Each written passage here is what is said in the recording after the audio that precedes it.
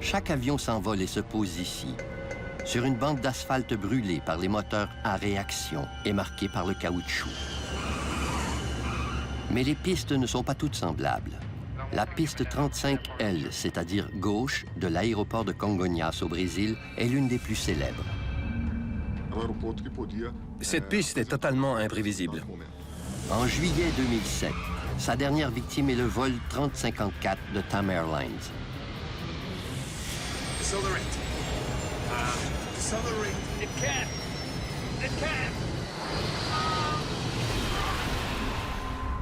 La piste fauche 199 vies. Sa surface sera scrutée à la loupe, de même que son passé. Les enquêteurs doivent découvrir pourquoi la piste 35L est si dangereuse, avant que d'autres victimes ne périssent.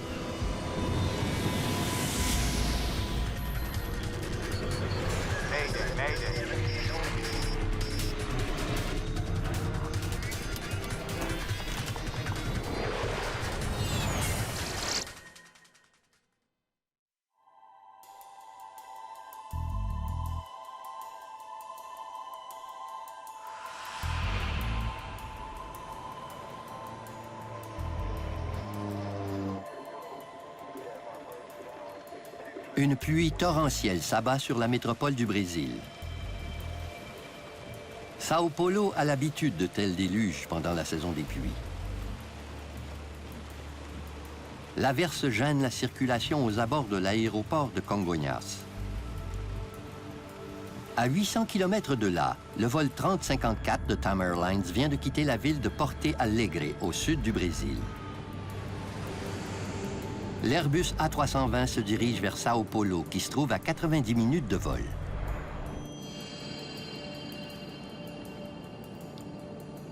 Pour les 181 passagers à bord, ce vol intérieur n'a rien de particulier.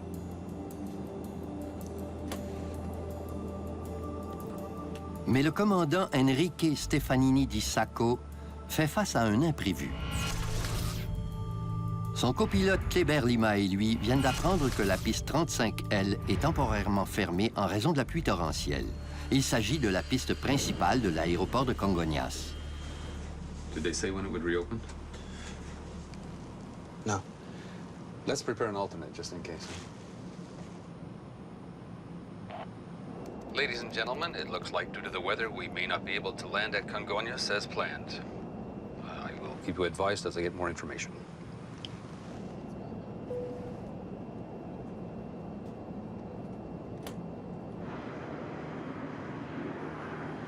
L'aéroport de Congonhas est l'un des plus achalandés du monde. Des avions y décollent et y atterrissent toutes les 90 secondes, en transportant un flot ininterrompu de voyageurs et de marchandises dans la capitale économique du pays. Mais la réputation de Congonhas le précède également auprès des pilotes.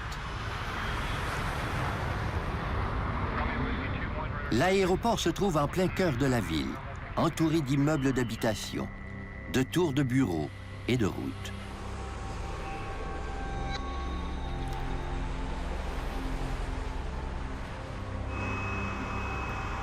La piste 35L mesure moins de 2000 mètres, ce qui est court pour les gros porteurs. Pire encore, elle est perchée sur une colline avec des talus escarpés de chaque côté. L'aéroport présente des risques en raison de sa construction et de sa localisation. La moindre erreur de pilotage peut être fatale.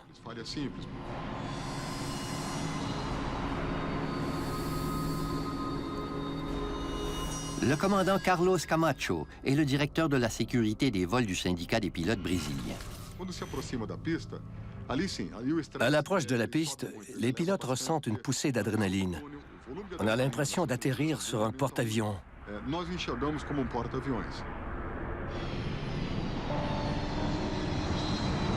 Voilà pourquoi Congonhas est l'un des aéroports les plus dangereux de la planète.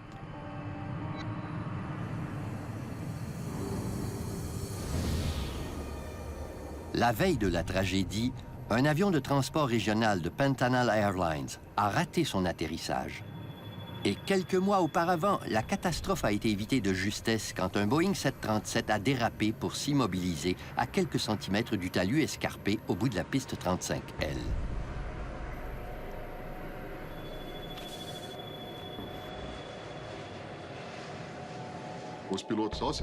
Quand les pilotes amorcent leur approche à l'aéroport de Congonhas, ils sont plus inquiets que dans n'importe quel autre aéroport national.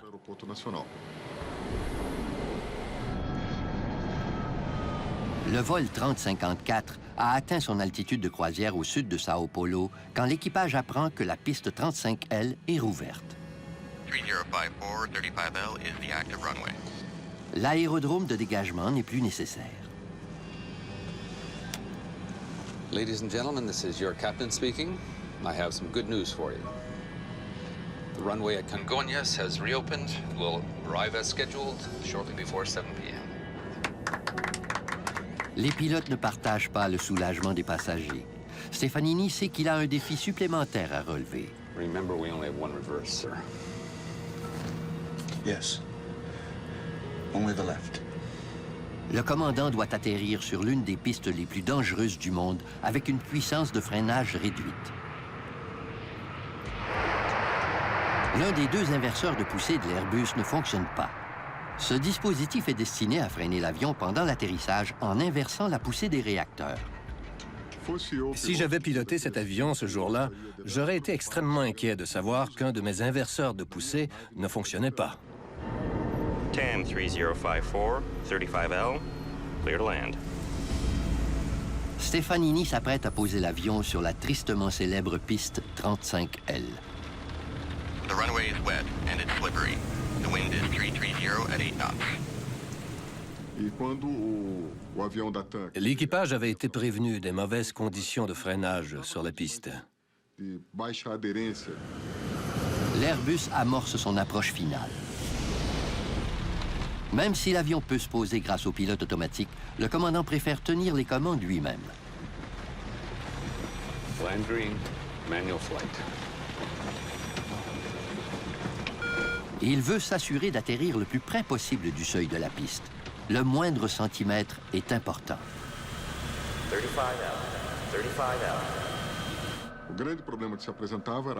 Les pilotes étaient inquiets parce qu'ils devaient s'assurer qu'après avoir touché le sol, ils réussiraient à stopper l'avion avant l'extrémité de la piste. Les passagers, eux, ignorent tout de la menace qui plane.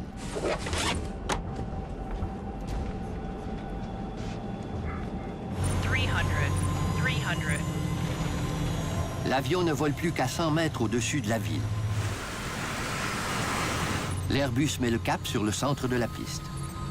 Middle. The one-way conditions.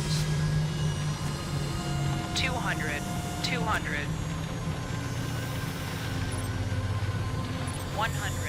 100. One dot now. Okay. Les roues de l'avion toucheront la piste de l'aéroport dans quelques secondes. 20. Retard.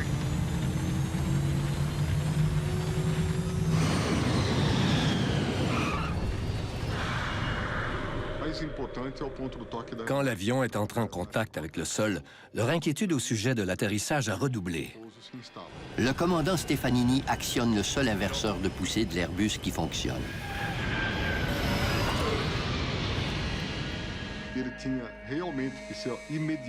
Il fallait que le pilote enclenche le seul inverseur de poussée dont il disposait le plus rapidement possible pour amorcer le freinage. Mais l'avion ne ralentit pas sa course.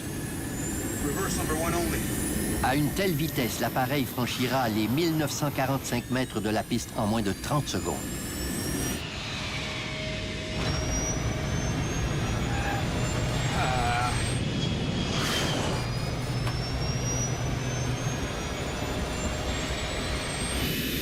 Decelerate.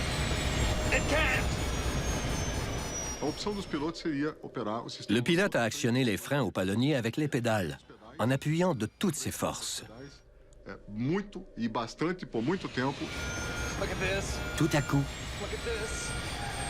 l'avion dévie mystérieusement vers la gauche. Comme s'il n'y avait plus de pilote aux commandes.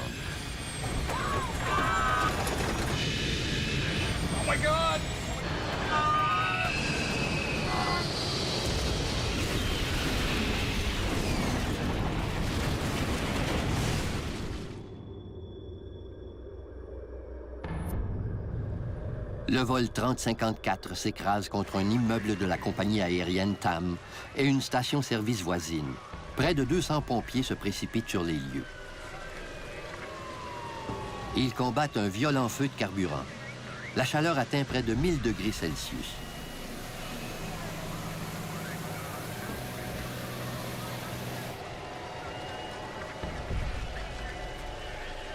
Le docteur Douglas Ferrari est horrifié par cette scène de dévastation. L'explosion a dispersé les flammes dans tout le secteur. La station-service a pris feu en tuant les gens qui faisaient le plein d'essence. La structure entière a été réduite en cendres. Elle était méconnaissable. Il espère soigner des survivants, mais il craint qu'il n'y en ait pas. 3 ou 4 voitures étaient en feu, et dans l'une d'elles, j'ai vu une mère et son enfant. Ils étaient morts.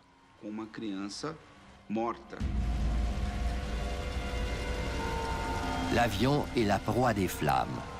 Il y a très peu d'espoir pour ses occupants. Une nouvelle menace surgit. Les réservoirs de stockage situés sous la station-service contiennent d'énormes quantités de carburant qui risquent d'exploser à tout moment. Les secouristes espèrent sauver des vies dans l'immeuble de TAM Airlines, mais l'incendie se propage à une vitesse folle. Ils doivent faire vite.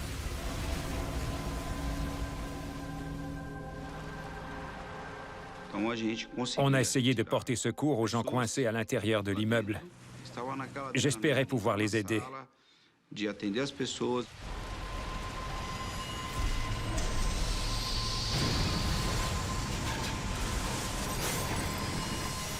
Le docteur Ferrari fait une macabre découverte dans les bureaux de la TAM Airlines. L'aile de l'avion avait bloqué le passage à ceux qui tentaient de sortir. J'étais en compagnie des pompiers pendant qu'ils déplaçaient des cadavres sur le trottoir.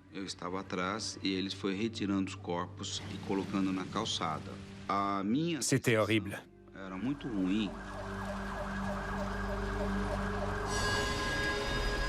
Mais ils parviennent à secourir quelques employés dans une autre partie de l'immeuble et les emmènent en lieu sûr.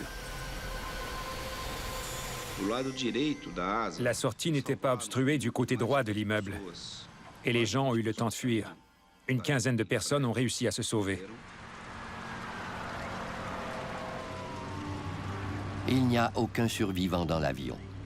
La tragédie fait 199 victimes, dont une dizaine à la station-service et dans l'immeuble de la TAM Airlines. Il s'agit de la pire catastrophe aérienne de l'histoire de l'Amérique du Sud.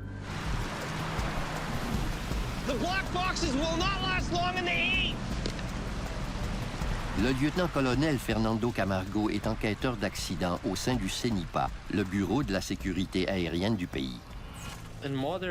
Dans le domaine de l'aviation moderne, les boîtes noires représentent le noyau de toute enquête. En arrivant sur les lieux, on a constaté l'intensité des flammes et on s'est inquiété pour l'intégrité des données. Il est conscient que la chaleur intense risque d'endommager les enregistreurs de données de vol et de conversation. De précieux indices sur la cause de l'écrasement sont peut-être déjà détruits. Fernando Camargo et son équipe savent que la veille, un avion a dérapé sur la piste 35L. Il fallait mener une enquête approfondie sur cette piste.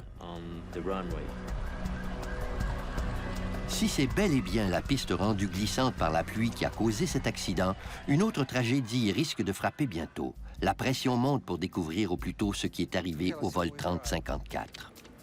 Je savais qu'il y avait une vidéo provenant du système de surveillance. Le système de surveillance a capté les images de l'avion en détresse filant à toute allure sur la piste. On espérait que cette vidéo réponde à plusieurs questions. Mais l'écrasement sortait du champ des caméras. Can we look at this from a different angle? Malgré l'absence d'image de l'écrasement lui-même, la vidéo pourrait révéler d'importants indices. Do you have tape of other A320s landing? Okay, go ahead and play it now. On a comparé la durée de l'atterrissage des deux appareils.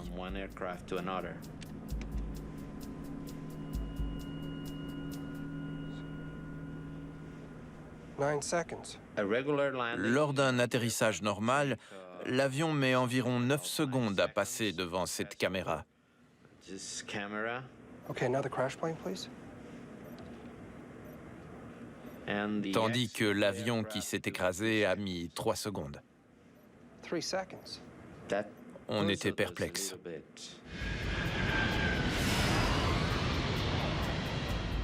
Why was the crash plane going 3 times faster than the regular A320 landing?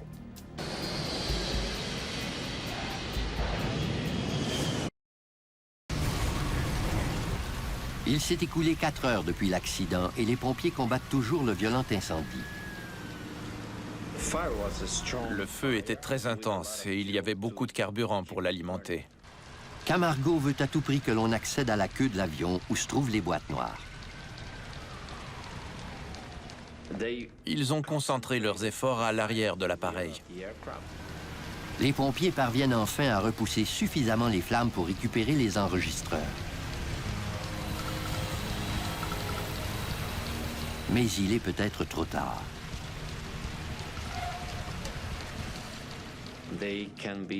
Ils sont résistants au feu jusqu'à un certain degré de chaleur, mais ensuite, rien ne garantit que les données seront intactes. Les enregistreurs sont expédiés à Washington pour être analysés au Conseil national de la sécurité des transports.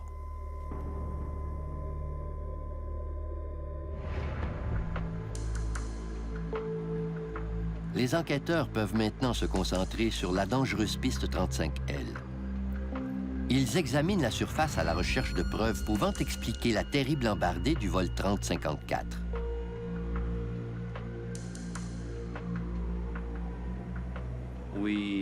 On a parcouru la piste pour trouver des indices, des marques de pneus, l'endroit précis où l'avion a dévié de la piste.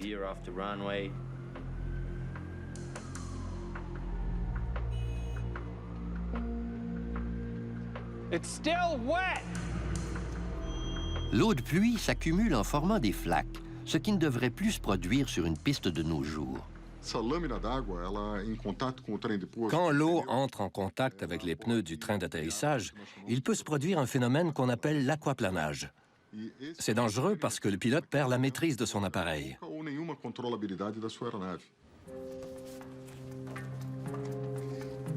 Camacho et son équipe se demandent pourquoi des flaques d'eau se forment sur la piste. Ils épluchent les dossiers de l'organisme gouvernemental responsable de l'aéroport de Congonhas. Ils apprennent que le revêtement de la piste 35L a été complètement refait 1 mois à peine avant l'accident.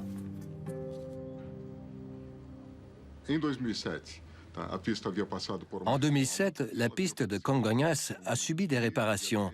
Elle présentait une très faible adhérence. Plusieurs cas de dérapage avaient été rapportés. Ils savaient que le revêtement était à refaire.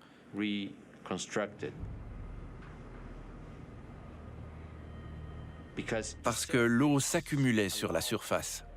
Le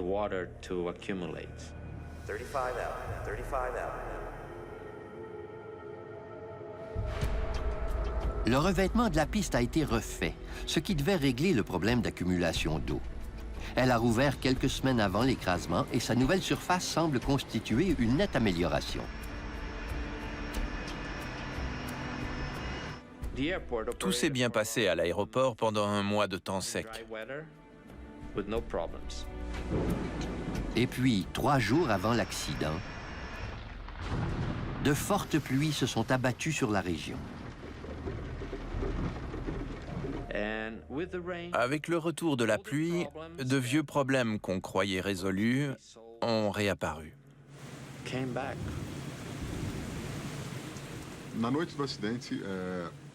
Le soir de l'accident, l'eau a posé un problème à plusieurs pilotes qui ont rapporté avoir encore du mal à freiner. The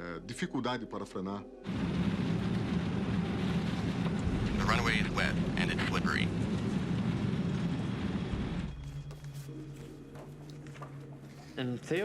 En principe, la piste ne présentait plus de crues propices à la formation de flaques d'eau. Il fallait trouver ce qui causait cette accumulation. L'enquêteur découvre qu'un dispositif de sécurité crucial a été négligé lors des travaux de réparation. Proving to be done at a later date. No wonder it was wet.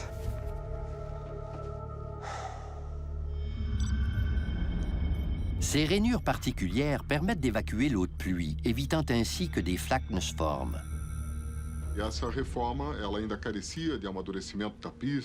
Les réparations n'étaient pas encore complétées. C'était très difficile de fermer la piste principale pour installer les rainures.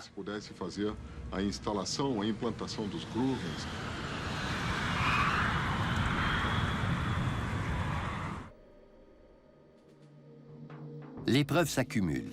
La surface inadéquate de la piste 35L aurait joué un rôle déterminant dans la pire catastrophe aérienne de l'histoire du Brésil. Le colonel Camargo craint que les fameuses pluies brésiliennes ne causent d'autres désastres sur la piste. Peu après l'accident, on a recommandé l'interruption des opérations des aéronefs réguliers en cas de pluie. Les autorités de l'aéroport suivent la recommandation. La piste 35L est fermée jusqu'à ce qu'on ait davantage de réponses. Mais la piste principale de l'un des aéroports les plus achalandés de la planète ne peut pas rester fermée bien longtemps.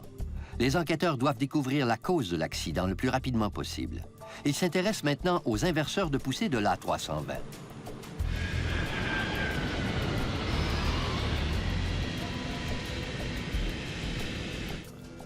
Les états d'entretien mentionnent pourquoi un seul inverseur fonctionnait.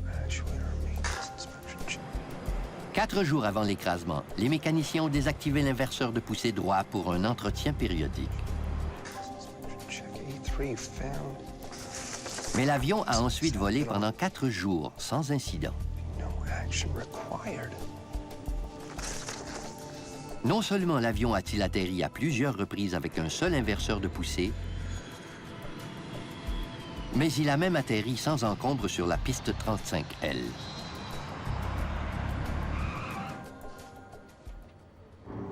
This plane landed on the same runway. On the same runway that day with the same problems. It had only one thrust reverser. Just one thrust reverser. No issues whatsoever. Pourquoi cet atterrissage a-t-il tourné à la tragédie?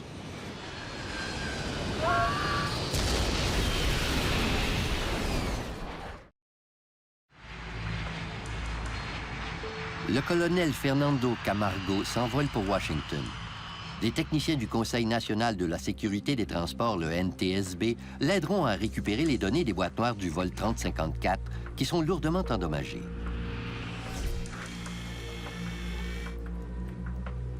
D'abord, ils cherchent une puce thermosensible qui pourrait les renseigner sur l'étendue des dégâts causés par la chaleur. Il s'agit d'un indicateur qui change de couleur s'il est exposé à une température qui dépasse la limite à laquelle il peut résister. Même si les boîtes noires sont conçues pour résister à un brasier pouvant atteindre 1000 degrés Celsius, l'apparence des puces est de mauvais augure. Ces circuits ont été soumis à une chaleur qui dépassait leur seuil de résistance. Ils testent la carte de circuit imprimée pour vérifier si certaines des mémoires ont résisté. Sans ces données, l'enquête sur l'accident du vol 3054 sera sérieusement compromise. Le colonel Camargo ne trouvera peut-être jamais d'explication à la mort de 199 personnes aux abords de l'aéroport le plus fréquenté du Brésil. Mais l'analyse des circuits leur redonne espoir. Okay, we got something. Heureusement, on a fini par récupérer 100% des données. Here we go. Ces informations dressent le portrait des performances de l'avion The speed is fine. dans les secondes critiques précédant l'écrasement. It came down fine. brakes were engaged. The brakes were engaged. Les données confirment que les freins au palonnier fonctionnaient correctement et que l'A320 n'a pas glissé ou dérapé. Here. Camargo découvre alors qu'étrangement, les deux réacteurs faisaient un travail opposé. Engine 1. Le réacteur gauche était en mode inversion de poussée pour ralentir l'avion. Mais le réacteur droit, celui dont l'inverseur de poussée était désactivé, Powering up. faisait le contraire. Takeoff. It's supposed to be idling. Au lieu de réduire sa puissance, le réacteur accélère pour atteindre la vitesse de montée. Decelerate. It can't. Decelerate. Avec un réacteur qui fonctionnait à pleine puissance, les pilotes ne sont pas arrivés à immobiliser l'appareil à temps. Cet avion freinait, mais il aurait eu besoin d'au moins 1 kilomètre de plus pour s'arrêter. La poussée asymétrique des réacteurs a fait dévier l'avion vers la gauche. Le moteur droit augmentait vraiment de puissance. C'était impossible pour les pilotes d'empêcher l'avion de dévier vers la gauche.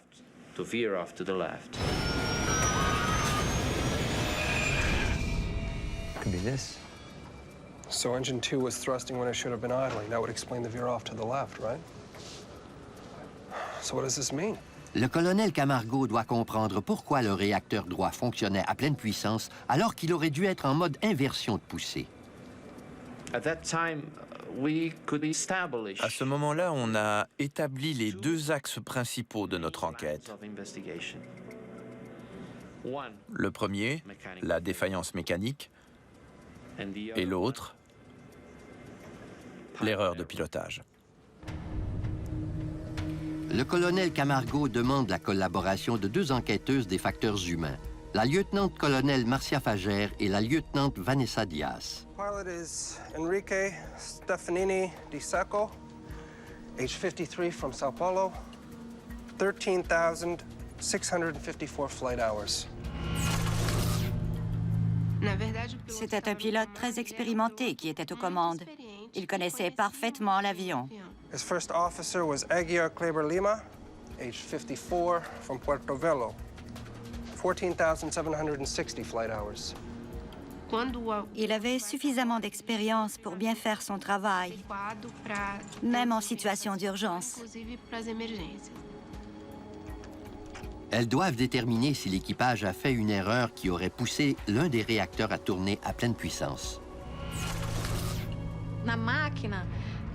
Les machines sont faciles à décoder parce qu'elles font leur travail de façon prévisible.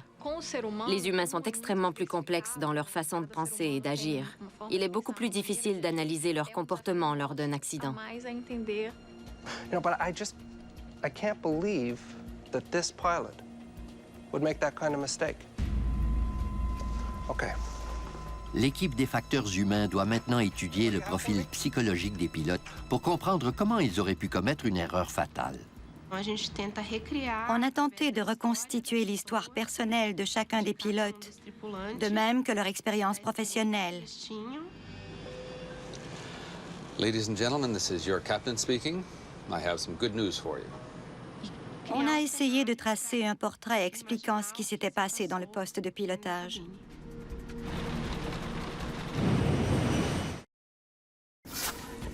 Le colonel Camargo estime encore qu'une défaillance mécanique est la cause la plus probable de l'écrasement du vol 3054. Il se penche maintenant sur la mécanique complexe qui relie les manettes de poussée au réacteur. Il se demande si une défaillance de ce système n'aurait pas provoqué la mystérieuse saute de puissance.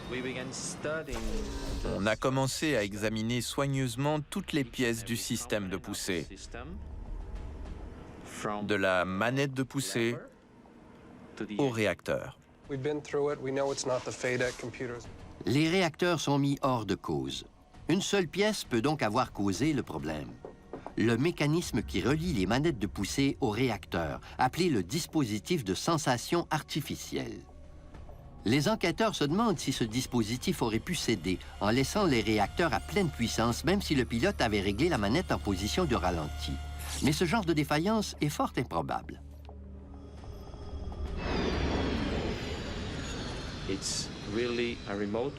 C'était une vague possibilité. Sur 400 milliards d'heures de vol, ça n'est arrivé qu'une seule fois.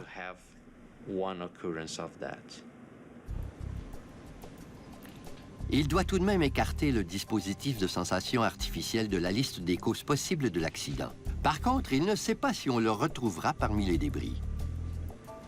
Le matériel informatique, électronique, tout était détruit. Heureusement, l'une des rares pièces ayant résisté au feu est celle dont les enquêteurs ont besoin, le dispositif de sensation artificielle. Il est expédié dans un laboratoire spécialisé où le métal est analysé pour déceler d'éventuelles marques microscopiques. La pièce avait fondu, mais on pouvait encore l'examiner et vérifier certaines choses. Le scanner 3D leur permet d'observer la présence de coupures ou d'éraflures qui témoigneraient de la défaillance du dispositif. I'm looking for any unusual marks in this area. On savait que si on arrivait à trouver des marques ou des indices quant à la position du dispositif, on pourrait ensuite remonter pour découvrir quelle était la véritable position de la manette de poussée.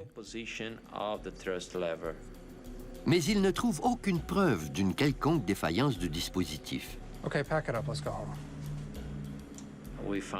On n'a rien trouvé. Pas la moindre marque, ni le moindre indice. Le colonel Camargo conclut qu'aucune défaillance mécanique n'est à l'origine du mauvais réglage de puissance du réacteur droit. Il présume que pour une raison ou pour une autre, les pilotes ont laissé la manette du réacteur droit à pleine puissance après l'atterrissage de l'Airbus.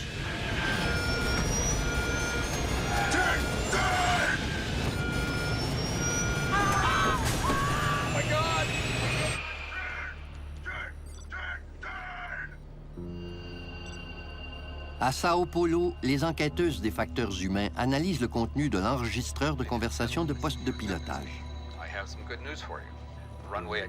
Elles ont besoin de connaître l'état d'esprit des pilotes pendant leur approche vers Sao Paulo le soir de l'écrasement.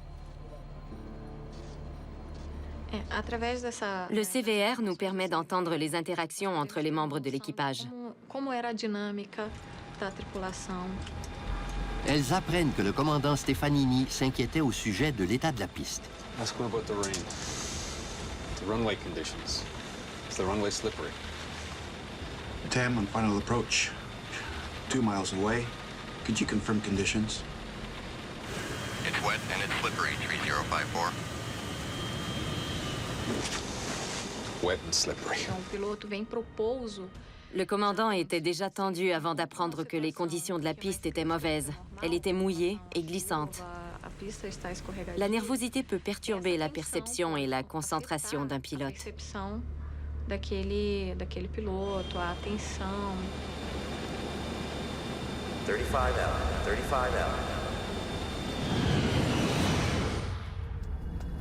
Tout porte maintenant à croire que c'est l'anxiété du commandant Stefanini et non la piste 35L qui a provoqué l'écrasement. Fernando Camargo se concentre sur les gestes posés par les deux pilotes. I think it's ready, sir. Thank you. Il veut savoir comment ont été réglées les manettes de poussée avant l'accident.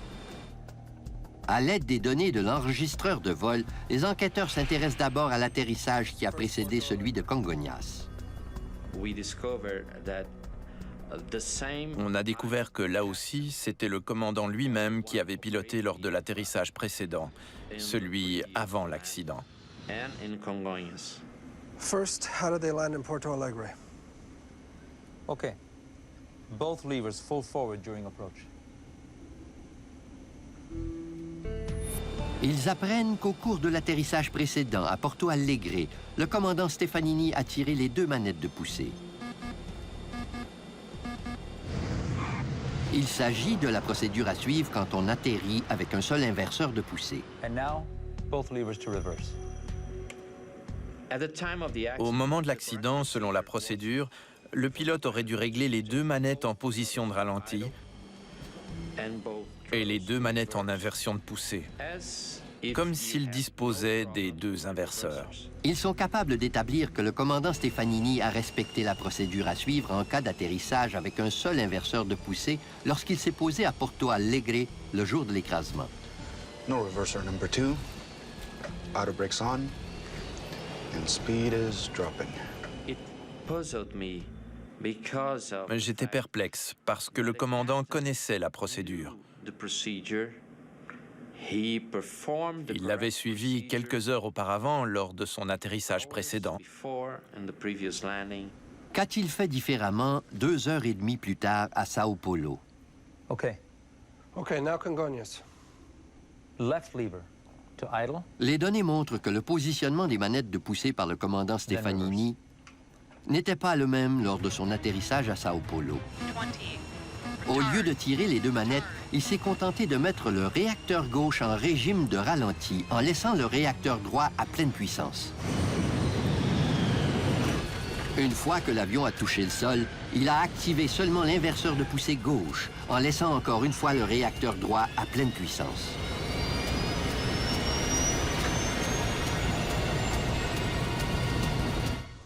That is quite different. I don't get it. How could a guy C'était un pilote qui connaissait l'appareil, qui connaissait la procédure à suivre et qui venait de l'exécuter sans problème.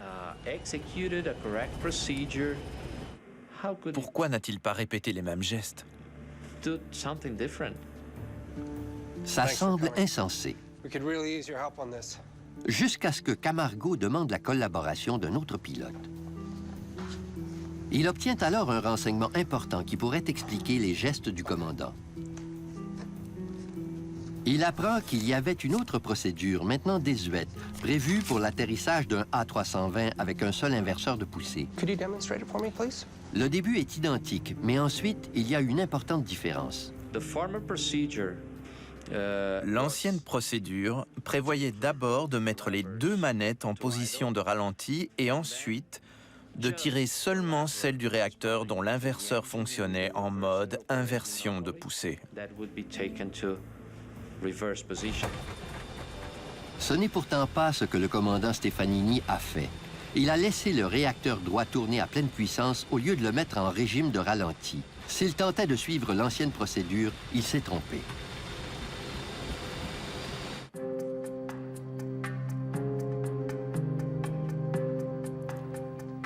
Les enquêteurs découvrent que le commandant Stefanini ne serait pas le seul pilote à avoir commis cette erreur. Plusieurs accidents sont survenus aux 4 coins du monde avec la même cause. Les pilotes n'avaient pas suivi correctement la procédure pour l'atterrissage avec un seul inverseur de poussée en laissant un réacteur tourner à pleine puissance. That old procedure L'ancienne procédure exposait les pilotes à faire cette erreur. to error. Airbus a finalement modifié sa procédure pour réduire les risques de commettre cette erreur précise. Le constructeur a changé la procédure. Désormais, les manettes de poussée doivent toutes les deux être mises en position de ralenti. Et dès que l'avion touche le sol, il faut tirer les deux manettes en mode inversion de poussée. Le commandant Stefanini connaissait bien l'ancienne et la nouvelle procédure pour atterrir avec un inverseur de poussée désactivé. Tout porte à croire que lors du vol 3054, il a tenté de revenir à l'ancienne méthode. Les enquêteurs se demandent pourquoi.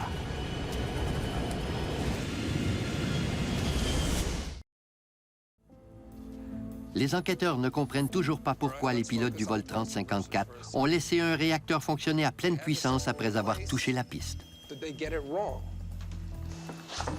Après avoir interrogé d'autres pilotes, ils ont compris pourquoi l'ancienne procédure aurait pu être appropriée en ce jour de pluie à Congonhas. Elle aurait permis d'immobiliser l'avion beaucoup plus rapidement que la nouvelle procédure.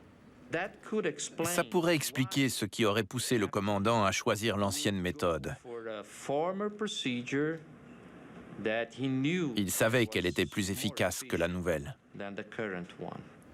Les enquêteurs présument que devant la détérioration des conditions à Congonhas, Wet runway, one reverser. I'm going to buy us some runway and use the old procedure. et il voulait s'assurer d'avoir la plus grande distance possible à sa disposition pour s'arrêter sur la courte piste 35L. Mais il a commis une terrible erreur. Dans les circonstances, Remember, we only have one reverser. We have one reverser, manual flight, wet, slippery. One reverser, manual flight. il est tout à fait plausible qu'il ait préféré suivre l'ancienne procédure. Mais la pression lui aurait fait commettre une erreur.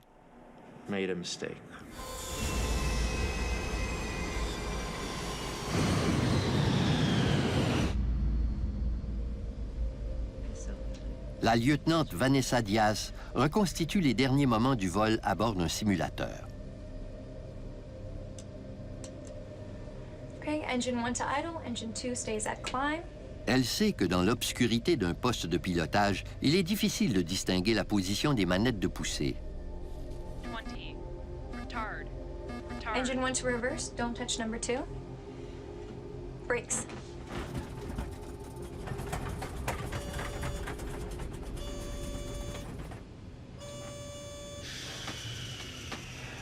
Okay, so...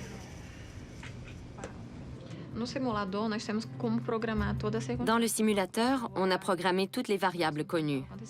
La chronologie des événements, la couverture nuageuse, la pluie, la surface mouillée, la surface glissante, la position des manettes de poussée. On a aussi fait une sortie de piste et provoqué un accident à bord du simulateur. La lieutenante Diaz croit maintenant comprendre pourquoi le vol 3054 de TAM Airlines a tourné à la tragédie. Le commandant Stefanini a fait tout ce qu'il pouvait pour s'assurer que l'A320 se poserait sur la piste 35L avec la plus grande distance possible devant lui. Land green, manual flight. Mais la perspective d'atterrir sur la dangereuse piste l'a troublé au point de ne pas suivre correctement une procédure pourtant bien simple. Il est possible que la nervosité bloque une réaction motrice. Elle peut affecter la capacité du pilote à réagir.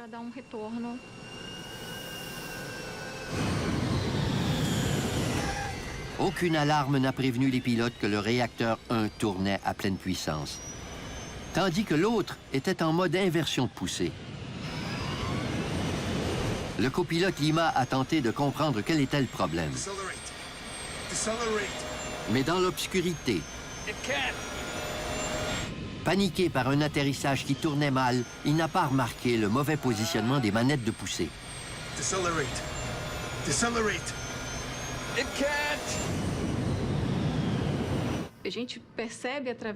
Les pilotes n'ont pas su comprendre ce qui se passait avec leur avion.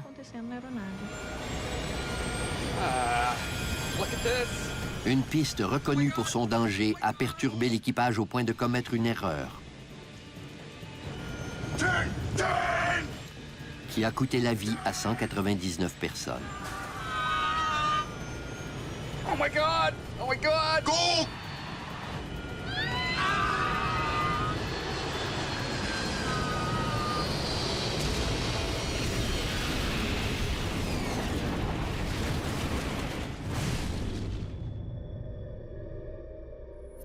À la suite de l'écrasement du vol 3054, les pistes de Congonhas ont été rainurées et elles subissent des inspections régulières. De nouvelles règles ont été établies pour les procédures d'atterrissage en temps de pluie. Lorsqu'il pleut, tous les inverseurs doivent être en état de marche. Malgré ses efforts pour améliorer la sécurité à l'aéroport de Congonhas, plusieurs pilotes demeurent sceptiques. Congonhas n'est pas plus sécuritaire aujourd'hui. Ça demeure un aéroport dangereux. La seule façon de garantir la sécurité de cet aéroport serait d'interdire toutes les opérations en temps de pluie. Encore aujourd'hui, ça ne fait aucun doute que la piste 35L n'a pas réussi à se débarrasser de sa funeste réputation. 35L.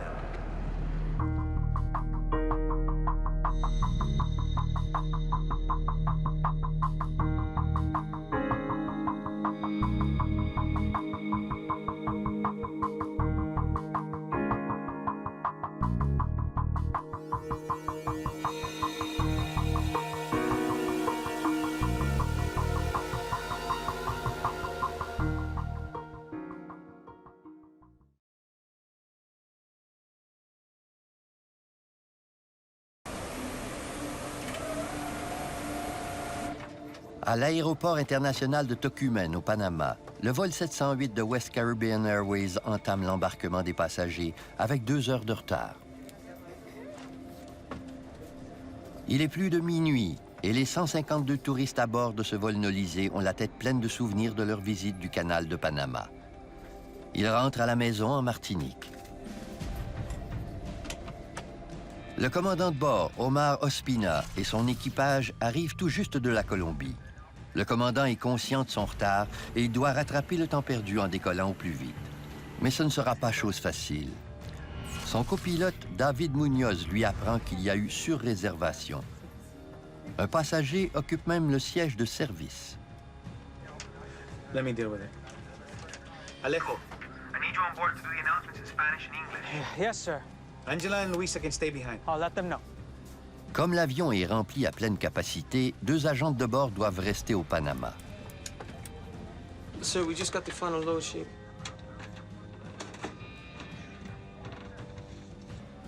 Le poids de l'avion Take off from runway 21 left, sir. 3,050 meters. Okay. et la longueur de la piste sont comparés. Le commandant Ospina estime que l'appareil pourra décoller en toute sécurité. La trajectoire croisera une perturbation atmosphérique, mais l'équipage s'y attend en cette saison des ouragans. Okay, we're ready for takeoff. Request pushback clearance. Ground, West Caribbean Airways. 708, request pushback clearance, gate 28. West Caribbean 708. Cleared for pushback, gate 28. Proceed to runway 21 left.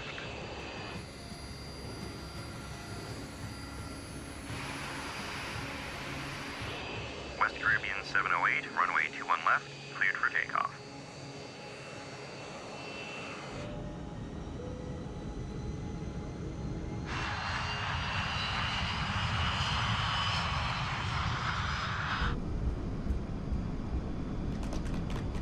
V1.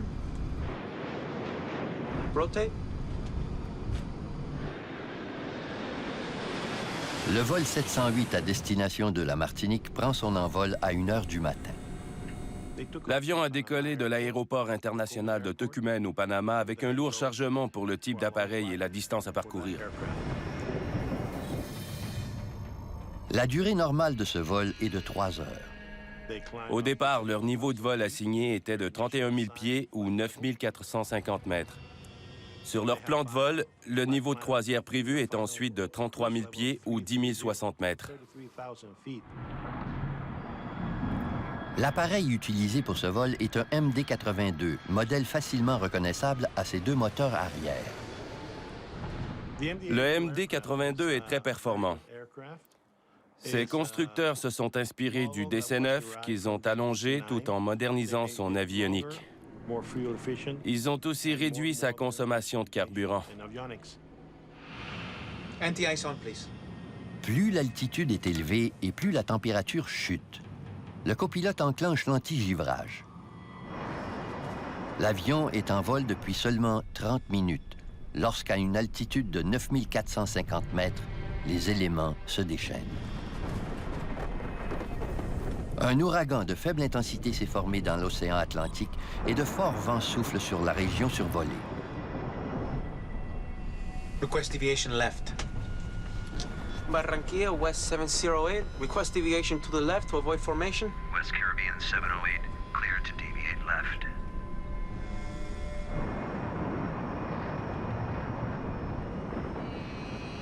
Lorsque les conditions météorologiques sont aussi mauvaises, il arrive souvent que les pilotes s'écartent de leur trajectoire initiale. It should get better soon.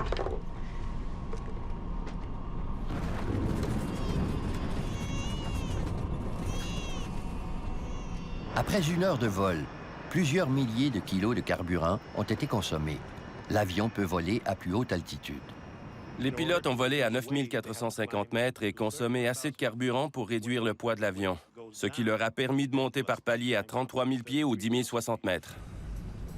Let's do 330. 330. Barranquilla, West 708. Request level 330. 708, cleared to level 330. Le commandant peut enfin commencer la montée jusqu'à l'altitude de croisière prévue de 10 060 mètres.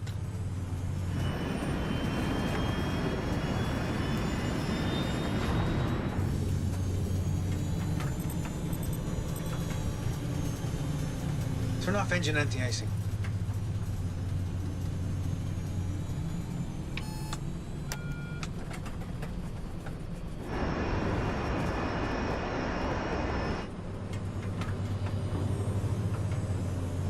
I can't accelerate.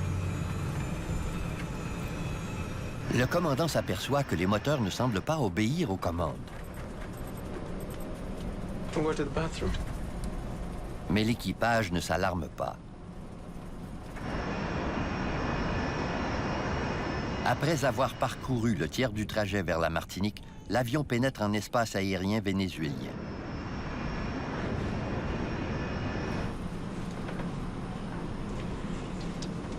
Is there cake and coffee for everybody? Or are we expected to share?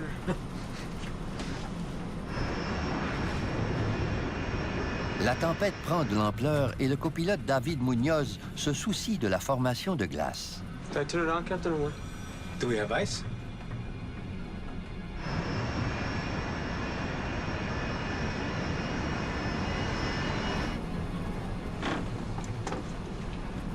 Put them on.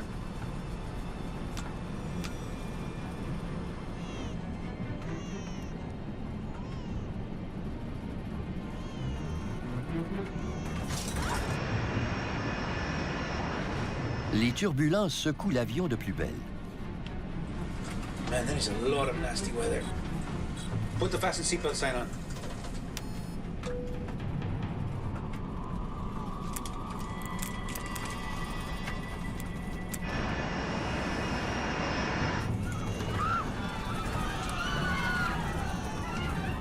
Please, stay in your seat. I'm dimming the lights so the passengers don't stand up.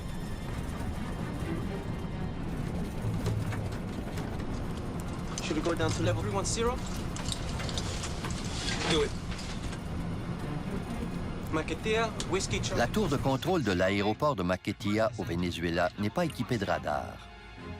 Request descend to level 310. Les contrôleurs aériens doivent se fier aux informations fournies par les pilotes.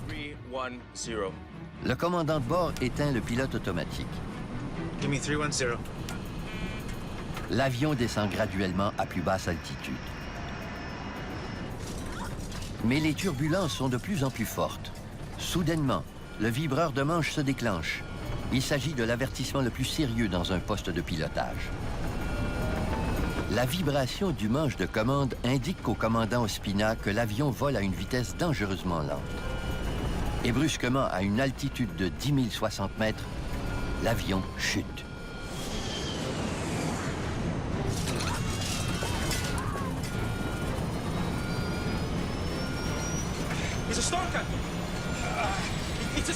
L'appareil chute à une vitesse fulgurante. L'équipage ne dispose que de quelques secondes pour en trouver la cause. West 708. Two level down to level 240.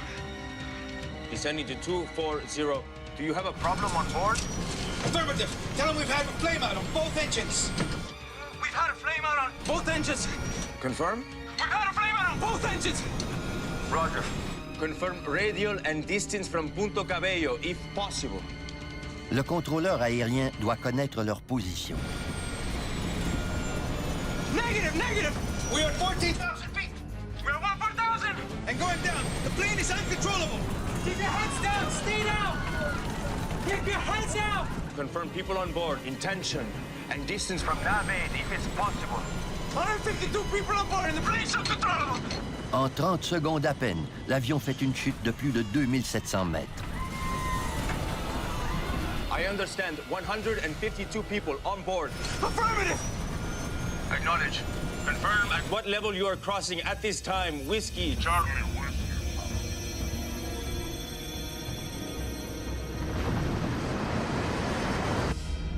Whiskey, Charlie, Whiskey, 708. Confirm position if possible. Whiskey, Charlie, Whiskey 708. Confirm position if possible.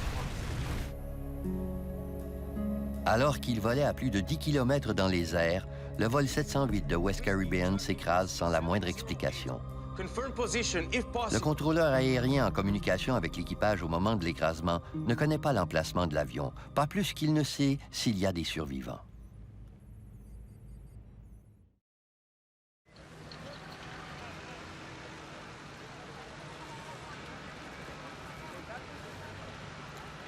Le lendemain de la disparition du vol 708 de West Caribbean, des résidents d'un petit village du Venezuela rapportent l'écrasement d'un avion sur une terre agricole isolée. La colonelle Lorlis Ramos est enquêteuse en chef au sein de l'organisme gouvernemental vénézuélien responsable de la sécurité aérienne. Elle n'a jamais fait enquête sur un aussi gros accident. Elle est troublée par la scène d'horreur. Les 160 occupants de l'appareil, des citoyens français de la Martinique pour la plupart, ont péri.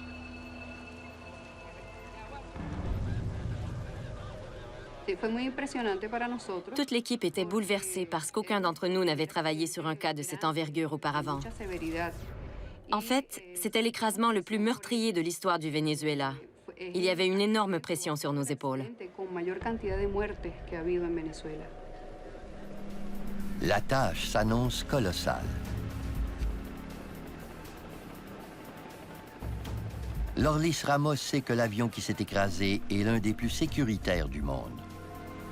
Chaque jour, plus de 3000 MD-82 prennent leur envol. Les enquêteurs devaient rapidement trouver la cause de l'accident pour s'assurer que tous les MD-82 en activité à travers le monde n'avaient pas le même problème. Des journalistes de la Colombie, du Venezuela et de la Martinique affluent sur le lieu de l'écrasement à la recherche d'explications. Pour compliquer les choses, l'épave de l'avion est située dans une zone de non-droit, près de la frontière colombienne, où les enlèvements sont fréquents. Les enquêteurs ne peuvent travailler la nuit, puisque l'armée vénézuélienne refuse d'assurer leur protection après le coucher du soleil.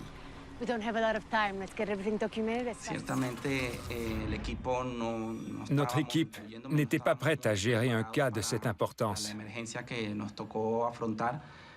La cause de l'écrasement n'était pas évidente. C'était très difficile d'en arriver rapidement à des conclusions sur ce qui s'était passé.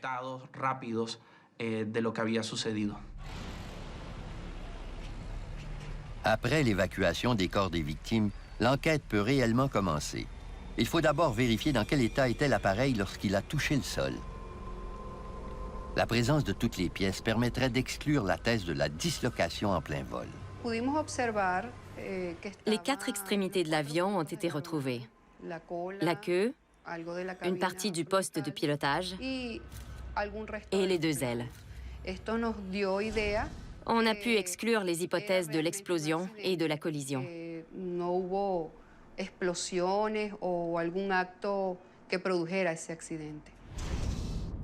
Les enquêteurs questionnent le contrôleur aérien de Maquetia. The first officer told me that they had a flameout on both their engines.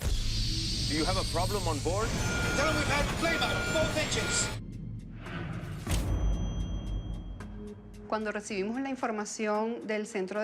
En apprenant que l'équipage avait rapporté l'extinction des 2 réacteurs de l'avion, on s'est concentré sur leur fonctionnement.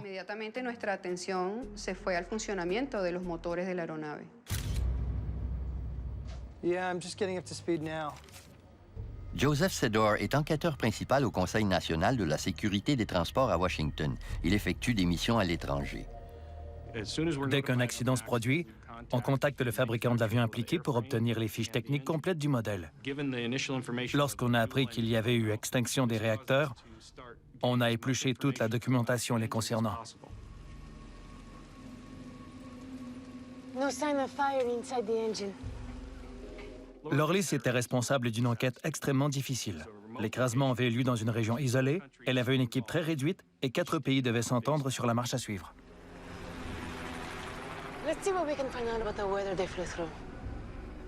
La colonelle Ramos sait qu'une violente tempête peut causer l'extinction des réacteurs. En 1977, les 2 réacteurs d'un DC-9 se sont éteints alors qu'ils volaient au milieu d'un orage. Après l'arrêt complet des moteurs, très semblable à ceux du MD-82, l'appareil a fait une chute de 5000 mètres avant d'être ravagé par les flammes.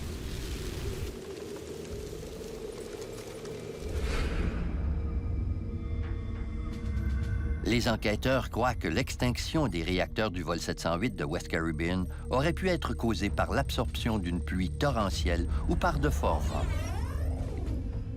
L'extinction des réacteurs n'est pas difficile à comprendre. Ça ressemble beaucoup à un bris de chaudière. Tout fonctionne bien, puis soudainement, la combustion cesse et le moteur arrête de fonctionner. Il est en effet possible que les 2 moteurs aient cessé de fonctionner puisque l'avion s'est écrasé en un seul morceau.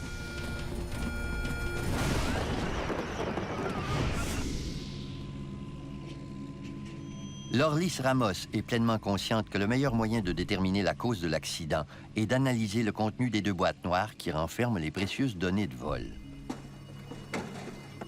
Mais la bureaucratie risque de compliquer la récupération des données. Cette enquête était difficile à mener, puisque plusieurs pays étaient impliqués. L'appareil était celui d'un transporteur colombien, ayant décollé de Panama et ayant survolé le Venezuela avant de s'y écraser. En fait, le Venezuela n'avait presque rien à voir avec ce qui s'était passé, ni avec les victimes de l'écrasement. Le Venezuela entretient des relations tendues avec les États-Unis, et ce sont ses dirigeants qui choisiront l'organisation qui examinera le contenu des boîtes noires. Cet appareil avait été fabriqué aux États-Unis. Alors, on leur a proposé d'examiner l'enregistreur de données de vol et l'enregistreur de conversation de poste de pilotage. Par contre, les autorités vénézuéliennes ont insisté pour que l'examen ait lieu au BEA à Paris. Les boîtes noires sont envoyées en France afin que des analyses y soient conduites.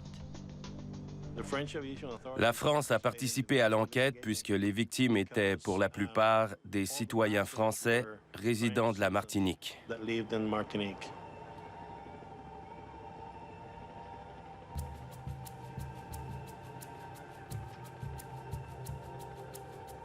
En attendant les résultats des examens, les enquêteurs qui travaillent sur le terrain explorent une autre piste. La contamination du carburant pourrait expliquer la panne moteur.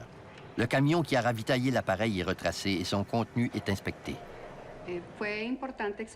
La contamination du carburant peut causer une panne moteur. Alors faire ces analyses était inévitable.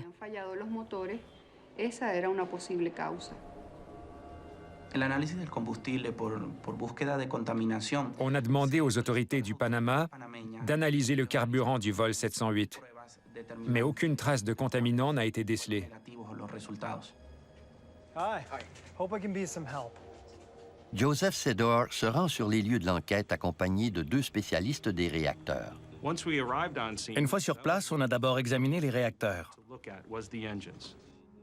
Un expert de mon organisation et un expert de Pratt & Whitney en ont inspecté minutieusement chaque centimètre. Ils font une découverte surprenante. Les 2 réacteurs montraient des signes de rotation à haute vitesse au moment de l'écrasement. On avait donc la preuve qu'ils fonctionnaient à plein régime. Les enquêteurs concluent que les réacteurs étaient en parfait état.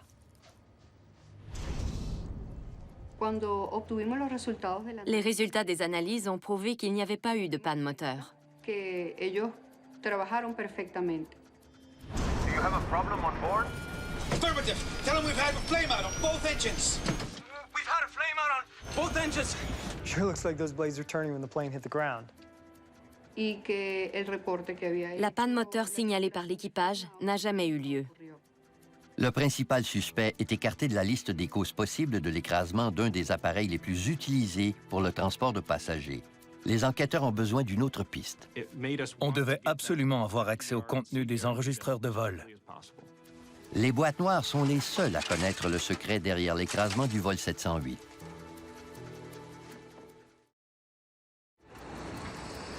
L'équipe qui mène l'enquête sur l'écrasement du vol 708 se rend en France. Une surprise les attend à l'écoute des conversations dans le poste de pilotage. It's a stall, Captain. It's a stall. Grâce aux boîtes noires, on a appris qu'il y avait eu décrochage. How did this plane stall at over 30,000 feet with 2 working engines? Pour obtenir la portance nécessaire pour voler, un courant d'air très rapide doit circuler par-dessus les ailes de l'avion. Un décrochage survient lorsque la portance des ailes devient si faible qu'elle ne permet plus de maintenir l'avion dans les airs.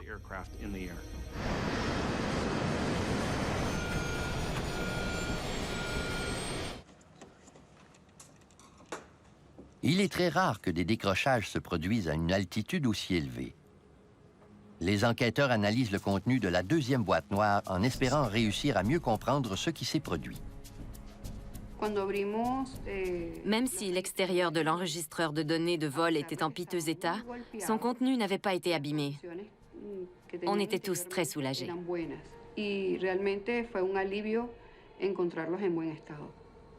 Par contre, les données enregistrées ne sont pas toutes lisibles.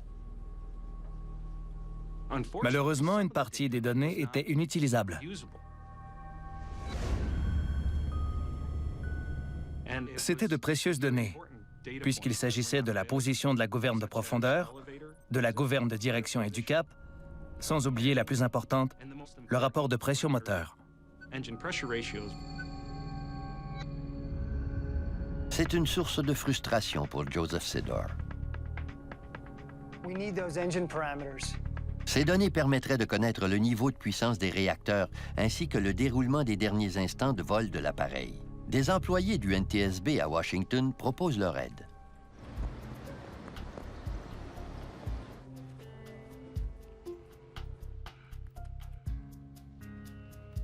Un logiciel pourrait parvenir à récupérer certaines données manquantes.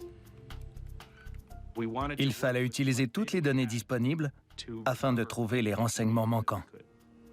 Les enquêteurs envisagent d'autres hypothèses quant à la cause du décrochage. That's quite a storm. Probably very heavy rain. Ils apprennent que l'avion a traversé une tempête glaciale de pluie torrentielle, des conditions favorables à la formation de glace. Or, des ailes couvertes de givre peuvent provoquer un décrochage. L'accumulation de glace augmente la traînée et le poids de l'appareil, ce qui diminue sa portance. Tous les MD-82 sont munis d'un dispositif d'antigivrage qui transmet de l'air chaud produit par les réacteurs aux ailes et à la queue de l'avion. Ce procédé prévient efficacement la formation de glace. Let's see what they did about the ice. Put on the fasten seatbelt sign. Man, that is a lot of nasty weather. Alors que l'appareil monte à une altitude de 10 060 mètres, le commandant prend une décision inusitée. Turn off engine anti-icing. Plus tard, son copilote David Munoz lui demande s'il ne devrait pas réenclencher le dispositif d'antigivrage. Did I turn it on, Captain, or what? Do we have ice?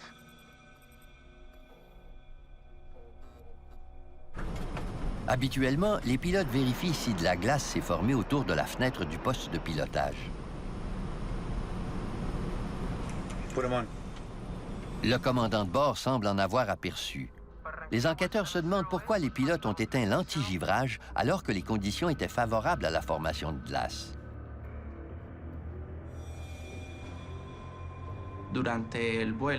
Avec de telles conditions météorologiques, l'antigivrage aurait dû être utilisé durant tout le vol. Les enquêteurs croient que l'équipage a peut-être commis une terrible erreur en éteignant l'antigivrage. Il est possible que cette décision ait provoqué l'écrasement du vol 708. Le NTSB a récupéré des données perdues au sujet des réacteurs du MD-82.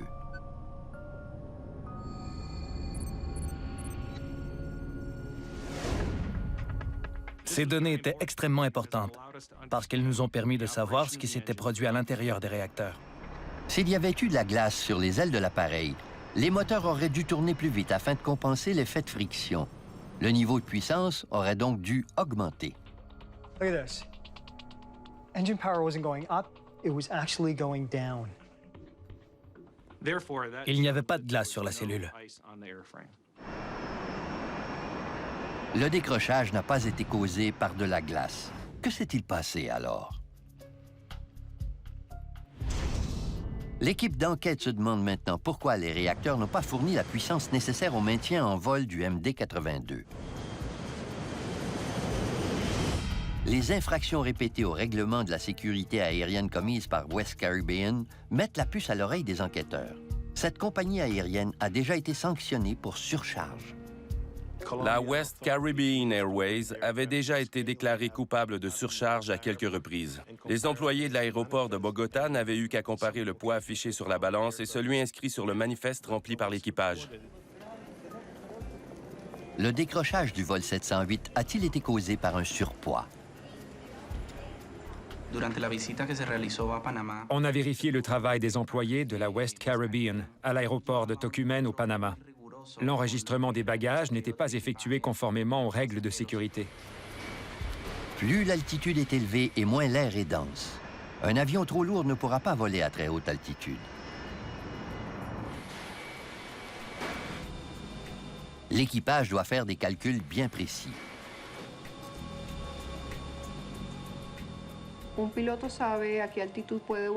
Les pilotes savent quelle altitude ils pourront atteindre en vérifiant les tables de performance de leur appareil. Il suffit de faire le calcul en utilisant le poids de l'avion et la température extérieure. Mais les enquêteurs ne savent pas encore si les calculs du commandant Ospina étaient justes. Stand by. Ils doivent vérifier si le poids du vol 708 était trop important pour éviter le décrochage à son altitude de croisière. On a additionné le poids approximatif des passagers et des membres de l'équipage, le poids de l'appareil et le poids des bagages. Ils effectuent d'abord des calculs avec le poids total déclaré par l'équipage, 67 130 kilos.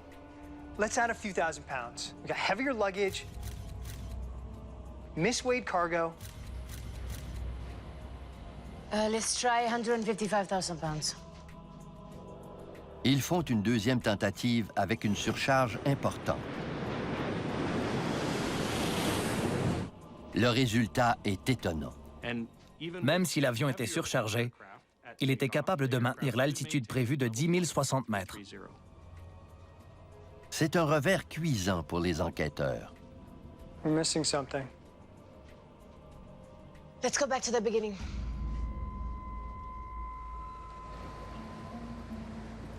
Après tous leurs efforts, la cause du décrochage demeure toujours un mystère pour les enquêteurs.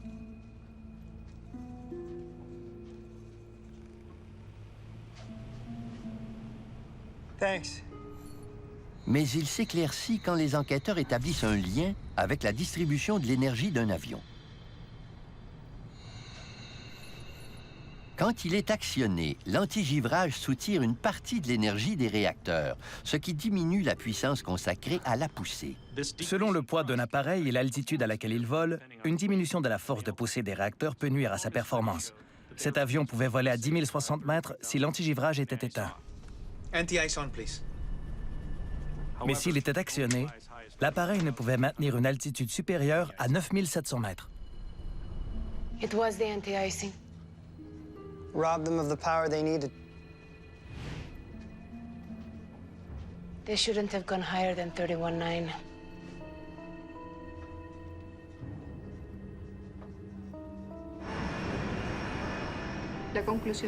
Considérant les conditions météorologiques et le poids de l'appareil, on a conclu qu'il volait à trop haute altitude.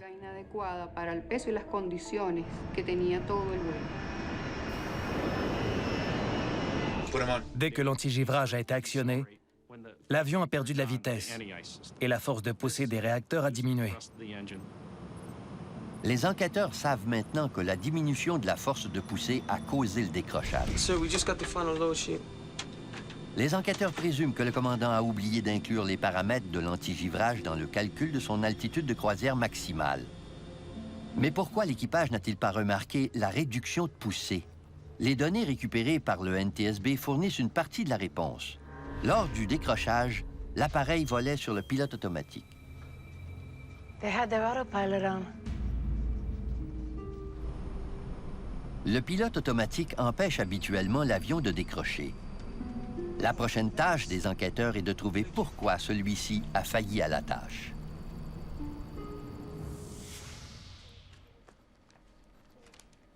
L'équipe poursuit ses recherches sur les pilotes automatiques des MD-82 et découvre un communiqué envoyé par le fabricant de l'appareil. La compagnie aérienne du vol 708 l'avait reçu 3 ans plus tôt. Under some conditions, airspeed could decay to stall warning before the autopilot disconnects. Le communiqué émis par Boeing décrivait un incident qui s'était produit dans des circonstances semblables à celles de l'écrasement de West Caribbean.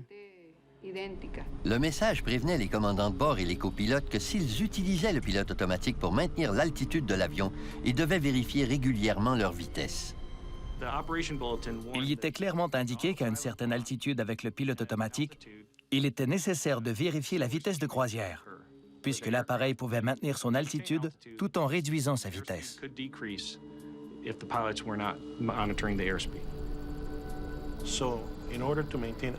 Si la vitesse de croisière diminue, l'appareil se met en cabré pour maintenir l'altitude et la portance nécessaires. Mais le nouvel angle d'attaque ne doit pas excéder un degré précis, puisqu'il y a alors possibilité de décrochage.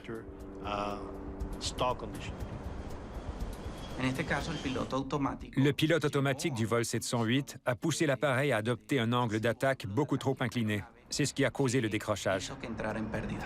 L'information présente dans ce communiqué était extrêmement importante, mais rien ne prouve que les pilotes de la West Caribbean y ont eu accès.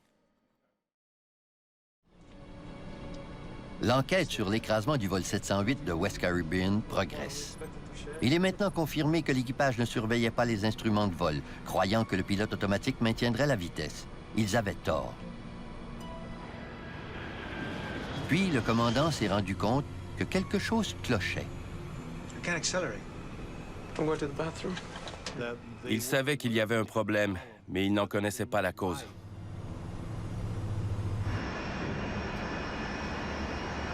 Le commandant a décidé de voler à plus basse altitude pour augmenter la puissance des réacteurs.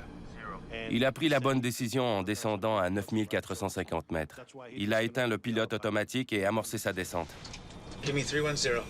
Le décrochage était imminent, mais l'équipage avait encore quelques secondes pour maîtriser la situation. S'ils avaient atteint 9450 mètres d'altitude, l'avion aurait pris de la vitesse, ce qui lui aurait permis de retrouver la portance optimale. Une fois revenu en vol horizontal, il n'aurait pas eu de problème. L'équipage a bien failli éviter la catastrophe, mais le commandant n'a pas perçu le plus grand danger. Alors que la vitesse de l'appareil était réduite et l'angle d'attaque trop prononcé, les pilotes ont joué de malchance. Avec la position vulnérable dans laquelle il se trouvait, l'appareil ne pouvait résister aux vents violents et aux conditions météorologiques difficiles. Un courant ascendant de seulement 30 km/h aurait pu provoquer le décrochage. Les enquêteurs concluent qu'un puissant courant ascendant a frappé le vol 708, ce qui a suffisamment redressé le nez de l'avion pour provoquer un décrochage. Sans compter que la réaction de l'équipage n'était pas appropriée.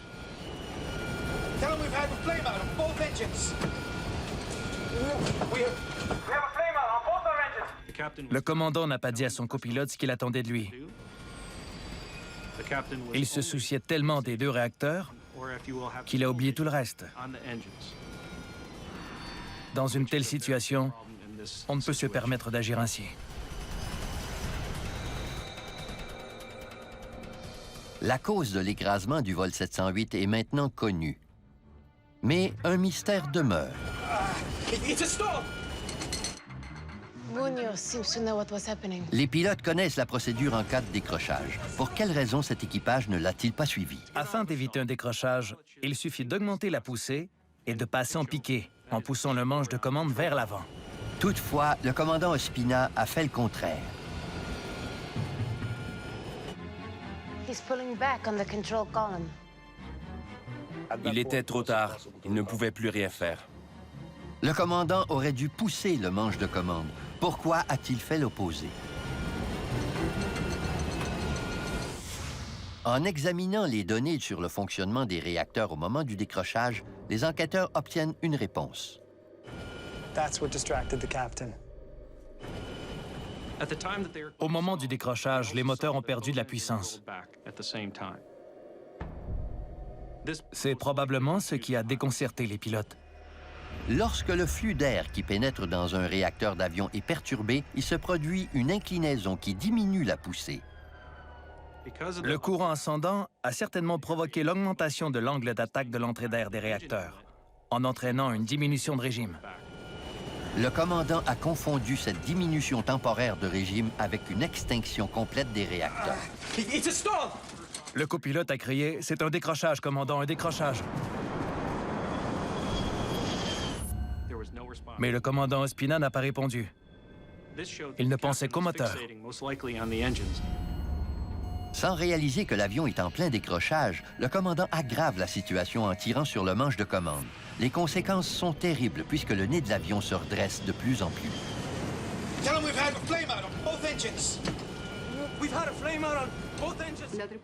L'équipage ne comprenait pas ce qui lui arrivait. West 708, go down to level 240. Do you have a problem on board? We've had a flame out on both engines. Le commandant et le copilote devaient surveiller les réacteurs et communiquer avec le contrôleur aérien alors que l'avion décrochait. Sans oublier qu'ils ne parvenaient pas à s'entendre eux-mêmes. C'était extrêmement difficile à gérer pour les pilotes. Lors de situations aussi critiques, le commandant et son copilote doivent absolument communiquer de manière efficace. Malheureusement, l'équipage du vol 708 ne l'a pas fait.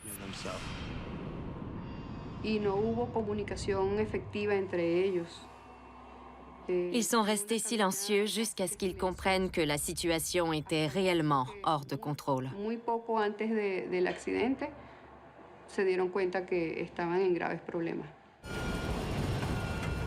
À ce moment-là, l'écrasement était inévitable. L'équipage ne pouvait plus rien faire. L'enregistreur de données de vol a démontré que l'appareil chutait à environ 3650 mètres à la minute. La force G leur a fait perdre toute coordination et la vibration de l'avion n'a fait qu'empirer les choses.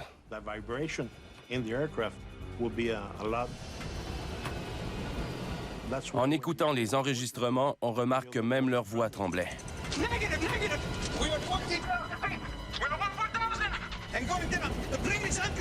Les vibrations intenses rendaient la maîtrise de l'appareil impossible. Après 3 minutes de chute cauchemardesque pour ses occupants, l'avion touche le sol.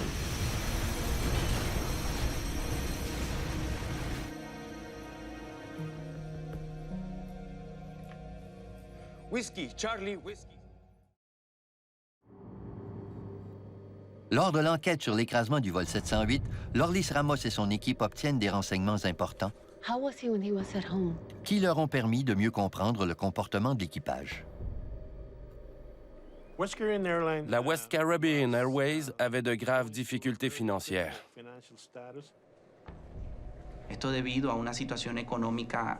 Les problèmes financiers de la West Caribbean étaient si graves que l'équipage du vol 708 n'avait pas été payé depuis 6 mois. Ça a très bien pu perturber la concentration du commandant de bord.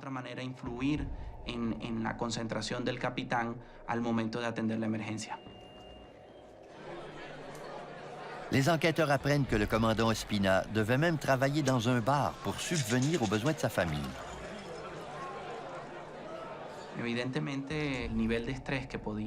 Ses problèmes d'argent devaient lui faire subir une pression énorme. We solved the fuel situation yet?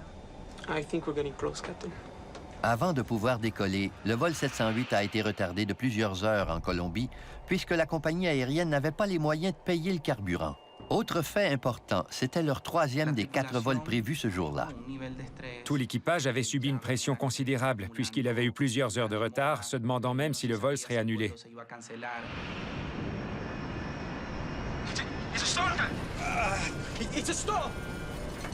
Selon les enquêteurs, il aurait été préférable que le jeune copilote de 21 ans s'exprime avec plus d'insistance. Leur différence d'âge était importante. Et le copilote a probablement été intimidé par le commandant. Do we have ice? Même si le commandant est beaucoup plus vieux et expérimenté que le copilote, ce dernier ne doit pas hésiter à lui faire part de ses observations s'il croit que quelque chose cloche et que sa vie est en danger.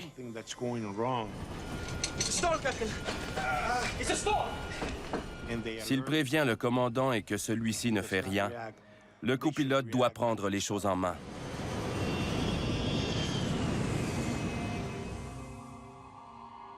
Le rapport d'enquête officiel mentionne que les deux pilotes avaient une conscience insuffisante de la situation. Même si les pilotes n'ont pas réagi comme ils l'auraient dû, il ne faut pas oublier que le transporteur aussi a ses torts. On a découvert que la West Caribbean n'avait pas formé ses pilotes adéquatement, notamment en gestion des ressources en équipe, de même qu'en situation de décrochage.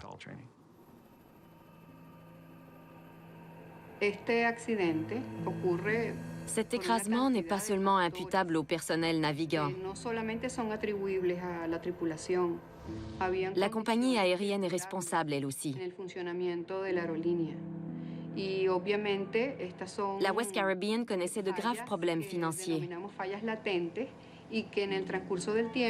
Ces erreurs de gestion peuvent entraîner de graves accidents.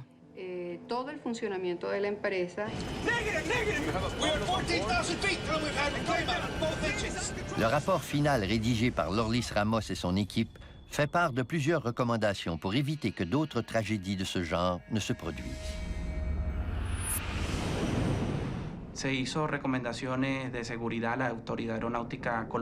On a fortement recommandé à l'aviation civile colombienne d'améliorer la formation offerte aux commandants de bord et aux copilotes, surtout en ce qui concerne la communication et l'utilisation du pilote automatique.